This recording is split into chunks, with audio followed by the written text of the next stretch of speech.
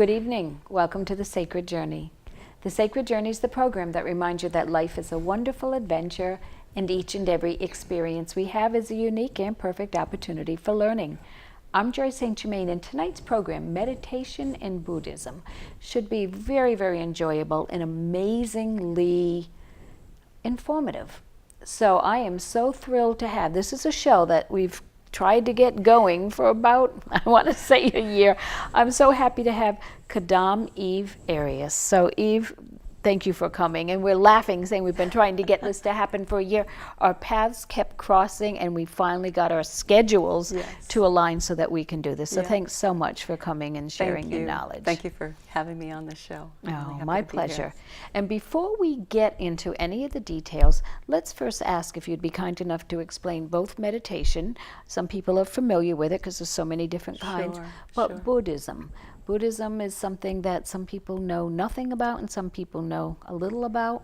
Right. Could you help us out? Sure. So Buddhism is basically practicing Buddhist teachings. So those teachings are all 84,000 teachings, but all of them are meant to help develop internally. So lots of times we look kind of outside the mind to be happy and look for different qualities outside the mind, but Buddhism is focusing on developing your mind, so that understanding that happiness comes from within.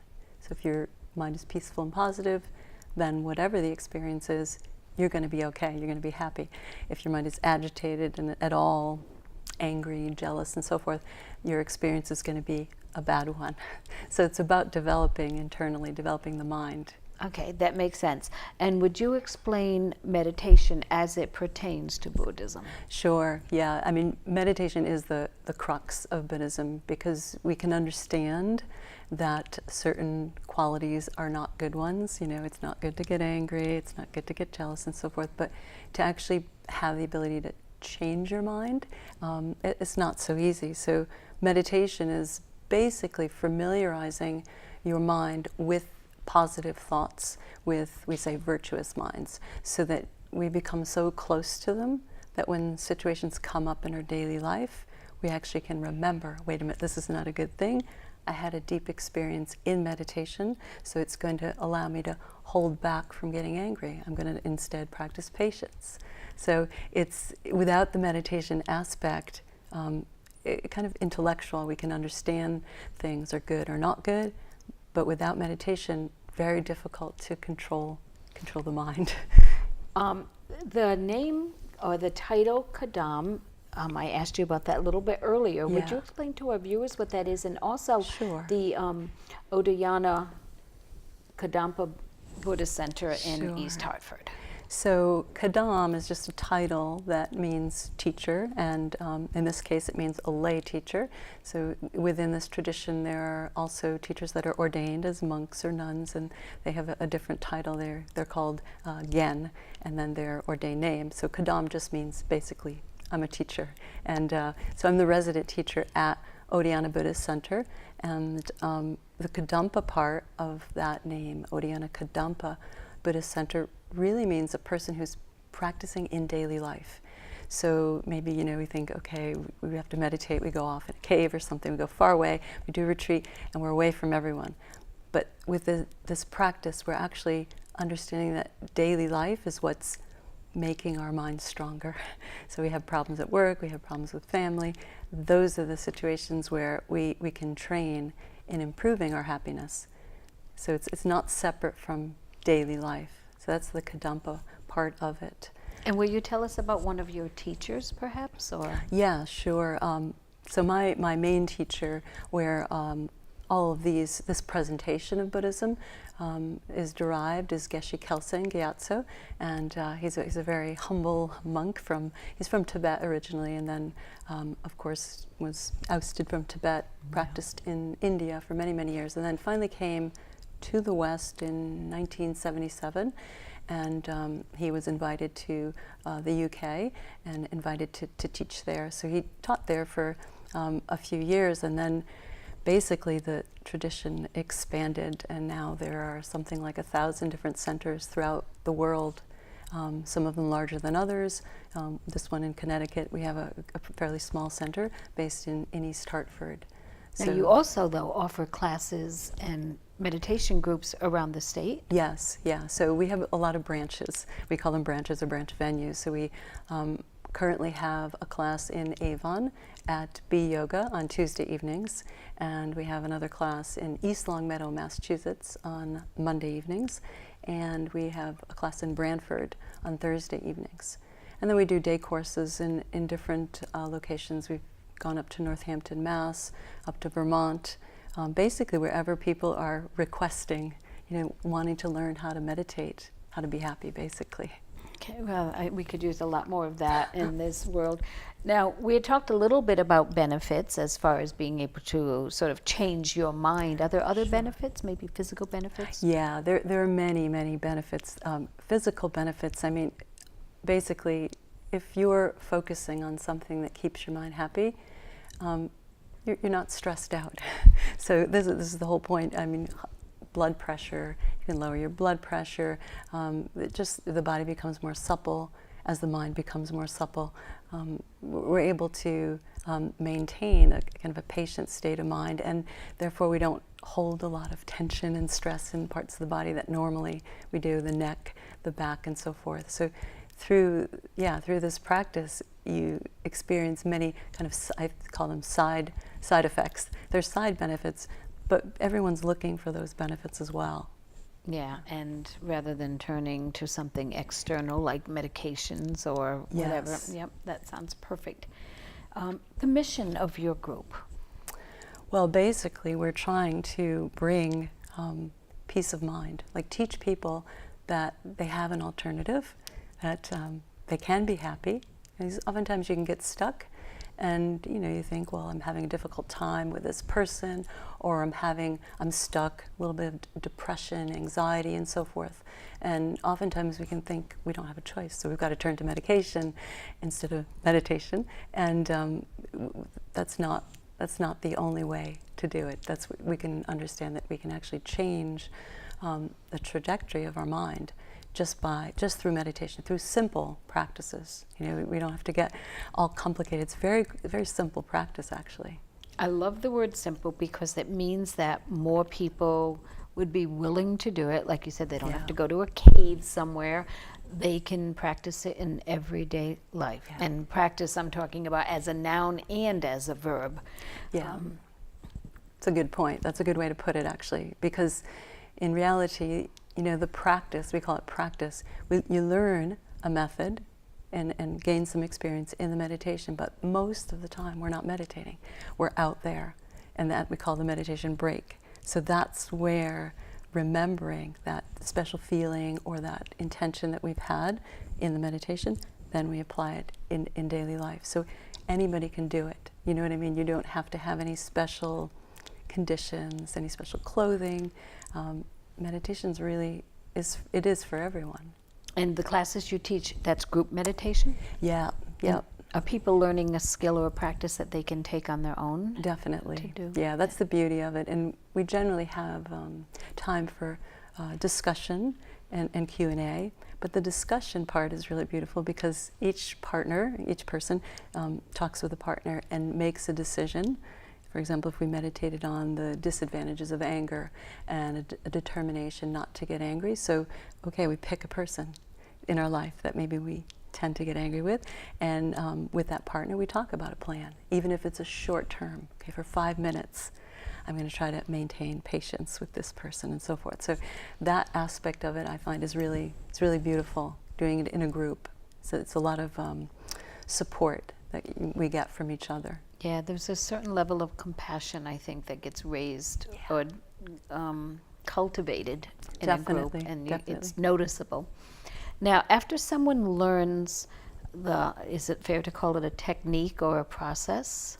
Sure. Yeah. Is it recommended that they do it daily, once a day, more than once a day? What advice do you give people? Yeah, that's fantastic, because generally that's why people stop meditating, is because they think they have to do it for a long period of time, or they have to have a special room and that type of thing. But honestly, I tell people a few minutes a day, even a few minutes a day of a special breathing meditation will change your life, will change your relationships, will change your level of stress at work and traffic and so forth. And as far as consistency, best to do just a little bit every day, as opposed to trying to, the marathon meditation one day, and then 2 days later we're exhausted. So honestly, doing a few minutes every day is preferable than trying to push long meditations. Could you share some basic techniques or steps that people could try on their own? And Sure. your contact info will be shared at the end of our program, so people will be able to contact you to find out Great. more about this. They'll find out about the website and phone number, email, whatever contact Sure. info you've shared. So Yeah. that'd be good. So what could share with our viewers now? The most important part of meditation when you're sitting is the postures, making sure that the back is relatively straight but not tight. So I always tell people to kind of sit up straight and then relax the back. And another part of the posture that we use in this tradition is placing the right hand in the left, palms open, and then thumbs gently touching, slightly raised. And what this does, believe it or not, helps to kind of gather inward the energy so we're not as distracted. So it sets you up well to begin with. And then a very simple, basic way to begin is to try to let go of distractions, because we can't concentrate on something positive if we're distracted. So with your eyes gently closed, then we can focus on the breath going in and out through the nostrils, sometimes noticing very, very slight cooling sensation as you breathe in, the very slight warming sensation as you breathe out, right at the edge of the nostrils. So this is happening all the time, but we don't notice it. So this actually allows the mind to concentrate. We concentrate on those sensations. And what happens then is we're not concentrating on everything else that's going on in our life, the problems and so forth. And so the mind will naturally become very, very peaceful, very, very still, very, very clear and spacious. And that alone gives us the opportunity to understand that we can do it. That doesn't take very long. A few breaths like this, and you get the sense, hey, my mind can be clear, it can be free from those distractions. Now, do you do any counting while you're breathing? Do you do anything about the inhale versus the exhale, or just Basically just watching, observing the sensation of breath and focusing on exclusively on that. Distractions will come up, most likely, and when they do, it's okay, we don't panic, we just each time go back, return to the sensation of breath. So this way, we're not discouraged. We think, oh no, I can't meditate, there's distractions. Of course there are distractions. That's what we're trying to actually learn, how to control the mind. So it doesn't matter how many times we go off, it's just the coming back, actually, that the mind starts to become more and more controlled, more and more peaceful.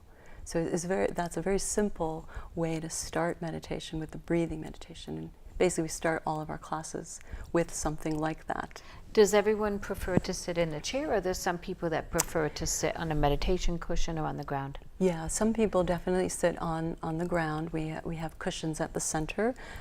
Some of the other venues we don't have that opportunity, but many of them do, because they are at yoga studios. Sitting on the ground allows you to cross legs, of course, if you wish, if you can, and that again helps with letting go of distractions a bit. But I always tell people you can attain a completely pure, clear mind sitting in a chair. You can attain enlightenment by sitting in a chair, so you don't have to worry about the posture so much, Would there be any problem or a reason that you wouldn't advise people if they say, every day while I'm at the workplace, I close the door and take a few minutes in my office or my work environment? Is there a problem with that? No, that's fantastic. Actually, Okay. I recommend that in classes, because oftentimes people don't have, we're busy. We have busy lives. So we really have to work it out so that we can fit in a few minutes. Maybe it's at the workplace, lunchtime. I know people that go out into their car at lunch break and spend 5 minutes with breathing meditation. Or, really easy alternative is before you go in the house. You get home, you're in your car, 5 minutes. If you have a, we all have a little bit of craziness sometimes getting home. We get inside the house and then there's no time. We're in our routine and so forth. So it's nice to be able to, before you enter, allow your mind to get a little bit grounded, a little bit more peaceful. And that changes everything after that. So. Especially if you've been stuck in traffic and had all that kind of craziness too. Exactly. Do you recommend, and I'm thinking now more when people practice on their own, music, nature sounds, not that important, candles, anything that you recommend? Yeah, I mean, basically when we're doing these meditations, we're trying to let go of distractions first and then focus on an object that keeps our mind peaceful and positive. So we don't tend to listen to music, sometimes chanted prayers to prepare the mind for meditation. But when we actually do the meditation, we're trying to focus on a particular aspect, let's say love, a feeling of warmth. And so what do we do first? We have to think about a situation maybe where we're close to somebody and we just bring them to mind and there's that warm feeling. Okay, so we've found the object. We call that the object of meditation. And that's what we want to concentrate on. Focus on that feeling, connecting it with another person, that we care about that person, we have this warm feeling. So in that sense, sometimes music that can be a distraction could become a distraction from the meditation. Yeah. If you are fortunate enough to be able to be outside, the sound of running water or wind instead of could it be a distraction or could it be an enhancement? It could be an enhancement. I mean, because remember, meditation really, it's just familiarizing our mind with a positive feeling or determination. So a lot of times we go out in nature, we maybe feel very relaxed, joyful feeling. Okay, so we can, if we hold that feeling, we recognize it, we just enjoy it moment by moment by moment, we're meditating. Our mind is mixed with a virtuous thought or feeling. So oftentimes that for people is a way to kind of connect to that possibility that, yeah, I can have that a little bit, so I can have it a little bit more. And if I've done it once, if I've achieved it once, I'm capable of achieving it again. Yeah. I learned to meditate, I want to say it was more than 35 years ago. And the posture was similar and the thought processes were quite similar. It was slightly different, and I know there are many different ways of meditating. And over the years, I try to do something daily on my own, and I've incorporated, shamanism and a few other things into it, but the basics are the same. Yes. Yeah. And it's exciting to think of how doable it is for people. You don't need special equipment. Nope. I highly recommend being with a group because there's such support within that group. Definitely. And people will be able to find out more about your groups and things like that. And we have a few minutes left, and we probably have at least 5. Is there anything that you want to be sure that our viewers take away or really understand about either meditation or Buddhism? Yeah, I mean, I think the most important is that anybody can meditate. No matter how distracted you think you are, we can sometimes label ourselves as, unable. I can't do that. I'm too distracted. I'm too busy. It doesn't matter. You can use your busy life, actually, because, again, it's about discriminating between a mind, a thought that's helpful, and one that's not. And so anybody can do that. It doesn't require, like you said, any special conditions or any special outfits and so forth. You have a mind, you can meditate. That's all you need is your mind. And your mind is with you all the time. So good point. Yeah, perhaps not when you're driving or operating heavy machinery or something that requires your full awareness and presence and attention. Teenagers, I would imagine, be phenomenal for. Younger than that? Oh, definitely. We have kids classes actually once a month at the center in East Hartford, and it's amazing. I mean, of course, shorter period of time that they meditate, but they realize, I can calm my mind down, and then I can think about these other states of mind that are going to help me at school or help me with my friends or help me when I get scared and so forth. So, what age range do you work with? We have kids that come that are 3, youngest 3, and up to about 7 or 8 or 9, depending upon their ability to sit for even a little bit. Some 3-year-olds can sit, definitely. So for a the long older time. kids join the adult circles, perhaps, or adult classes? The older kids do, yep. And we have sometimes school groups come into the center and get a taste of meditation as well. We've had teens come in from different programs as well. So, yeah, any age. Okay, so the younger kids, when you say shorter period of time, approximately how long would you say would be a realistic goal? Yeah, sometimes maybe just a minute of following through the instructions. And of course the instructions are slightly different for them so that they can identify that process of the breath a little bit differently. It makes it a little bit easier for them, but same idea. You know. Now for the adults, about how long might that be? And I know it could vary. Sure. Well, during class we'll spend about 10, maybe 15 minutes in the preliminary meditation to let go of distractions. And then the second meditation we do in class, which incorporates whatever teaching, whatever advice we were discussing, maybe about 10 minutes or so.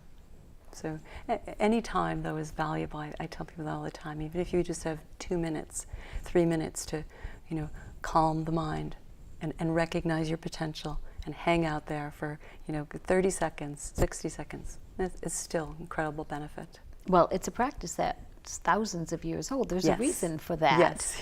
And that many cultures, if not most, subscribe to the practice or the belief. And Exactly. there's a reason for that also. Right, that's true. And the That's people true. that we know that meditate, there's a certain kind of energy to them. Yeah. There's a certain kind of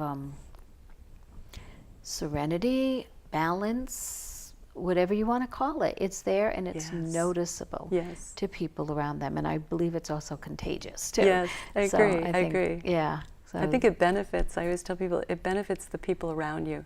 We think it's helping us, yes, but it also benefits all the people that we work with and people we live with and so forth. They start to notice. Yeah. What are you doing? Oh, I'm sorry. You had talked a little bit about chanting. Are they Buddhist chants? Are they? What are they? They're actually in mostly in English. There's a few parts of it that are Sanskrit, but most of them have been translated into English. They used to be in the beginning, and when my teacher first came to the West, the chanting was all done in Sanskrit, and so now, for obvious reasons, many more people in the world, participating, translated into their languages. Yeah. Does the entire group say or sing the chant, or just the teacher? Everyone does that's there, if they wish to. Okay. Yeah. And if it were a regular meditation without the chanting, would the teacher be talking most of the time, or no? During a class, Yes. for example. Most of the time the teacher would be giving a little bit of advice, like I shared before, guiding a meditation. And then there's always time for questions at the end or discussion. Because usually some kind of question comes up on how to apply in daily life. And that's the key, actually, of taking it back, because you can have a nice peaceful mind in meditation when nobody's bothering you, but then when you get back out there, you need to know, okay, how can I maintain that mind? So we always spend time with that as well. Just about out of time, and I just want to ask you one last thing. On the classes, people will be able to find out where they're located. Sure. How long does a class last generally? They go from between 45 minutes to about an hour and a half. Our longest classes usually are an hour and a half on Sundays. And is it listed on your website about all the classes? Exactly, yeah. Okay, fantastic. I had another thought, and hopefully it stuck with me. I think you may have already answered it. Okay, we have less than a minute left, so any last thoughts before we say goodnight? Just try to maintain a happy mind. That's the whole practice, actually. I love those thoughts as a way to end. Thanks so much, Eve, for Thank you so much. clearing your schedule, because I know it is quite busy. So Thank you very much, Joyce. It was my pleasure to have you. And thanks for joining us on the Sacred Journey. We'll see you next week.